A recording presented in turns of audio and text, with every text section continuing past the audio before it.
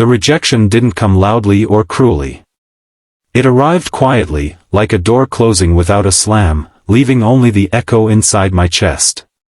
One polite smile, one carefully chosen excuse, and I was suddenly sitting alone at a small cafe table meant for two, staring at a cup of coffee that had already gone cold.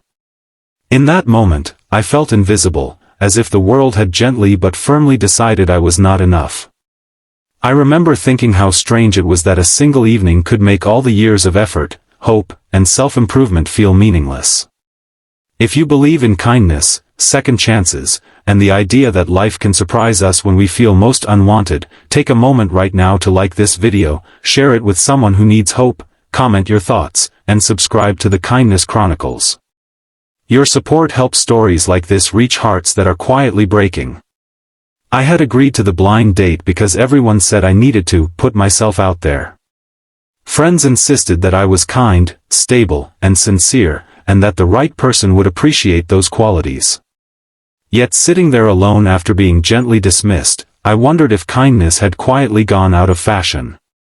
The cafe lights reflected on the window, and outside people passed by laughing, living, loving, while I stayed frozen in a moment that felt far heavier than it should have.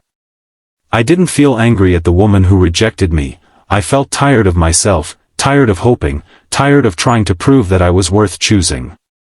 I left the cafe and walked without direction, letting the evening air cool the disappointment burning inside me. The city felt louder than usual, every sound reminding me that life continued regardless of my private heartbreak. My phone buzzed with messages I didn't want to answer, so I turned it off and kept walking. Somewhere along the way, I found myself near a small community center, one I had passed many times but never entered. The lights were on, warm and inviting, and for reasons I still don't fully understand, I went inside, perhaps just to avoid going home to silence. Inside, the air smelled faintly of tea and old books. A few people sat scattered around, some volunteering, some waiting. I took a seat in a quiet corner, pretending to read a notice board while my thoughts slowly settled. That's when I noticed her, not in a dramatic, cinematic way, but in the gentle way someone's presence slowly becomes impossible to ignore. She wasn't glamorous or loud. She carried herself with calm confidence, moving with purpose, helping an elderly man adjust his coat, smiling at a child who clung to her hand. There was warmth around her, the kind that didn't demand attention but earned it. I later learned that she had come there every evening after work to help organize donations and offer companionship to those who needed it. At the time, all I knew was that being in the same room with her made the weight in my chest feel slightly lighter. Our interaction didn't begin with romance or dramatic words. It began with shared silence, with two strangers sitting under the same soft lights, both carrying lives shaped by disappointments others could not see. Days turned into weeks, and I found myself returning to the center, at first unintentionally, then deliberately. I told myself I was just volunteering, just keeping busy, but deep down I knew I was drawn to the calm space she seemed to create around her. Slowly, our paths crossed more often. We worked side by side, exchanged small smiles, and shared quiet moments that felt safe. I learned that she had endured her own losses, dreams that didn't unfold as planned, relationships that taught her resilience rather than happiness. She carried her past with dignity, not bitterness, and that moved me more than any grand gesture ever could. Still, I never imagined that someone like her would see me as anything more than another volunteer, another passing presence. The blind date rejection lingered in my mind, whispering that I was forgettable, easily dismissed. I kept my distance emotionally, afraid of mistaking kindness for interest.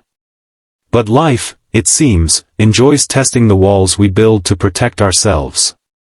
One evening, as we finished organizing boxes in near silence, something shifted. The room felt heavier, charged with unspoken thoughts. She looked at me not casually, but with intention, as if weighing something important. I remember feeling exposed, unsure, and suddenly aware of my own breathing. When she finally spoke, her words were not rushed or dramatic. They were careful, honest, and unexpectedly profound. She didn't ask out of loneliness or desperation. She asked because she had observed me, my patience, my consistency, my quiet care for others, and she valued those things. In that moment, my past rejections, my self-doubt, and my fear all collided. I wasn't ready for such a question because I had spent so long convincing myself that no one would ever choose me willingly. The idea that someone could see me not as a compromise but as a partner felt overwhelming. I didn't answer immediately, not because I didn't care, but because I cared so deeply that I needed time to understand what was happening. The days that followed were some of the hardest and most transformative of my life. I questioned everything, my worth, my readiness, my understanding of love. I realized how much rejection had shaped my identity, quietly shrinking my expectations. Yet I also realized something powerful: love doesn't always arrive wrapped in excitement and instant chemistry. Sometimes it comes gently, built on respect, shared values, and the courage to truly see one another. When I finally allowed myself to accept the possibility of a future I hadn't dared imagine, something inside me healed. Our relationship didn't erase past pain, but it reframed it. The blind date rejection that once felt like proof of my inadequacy became a turning point, guiding me toward a connection that was deeper, steadier, and far more meaningful than anything I had chased before. I learned that being chosen isn't about impressing someone in a single evening. It's about showing up authentically, consistently, and with kindness when no one is watching. Our journey wasn't perfect or effortless. We faced doubts, outside judgments, and moments of fear, but we faced them together. Slowly, trust replaced insecurity, and hope replaced resignation.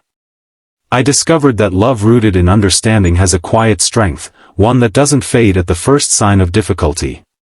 And in choosing each other, we chose growth, patience, and a future shaped by compassion rather than fear.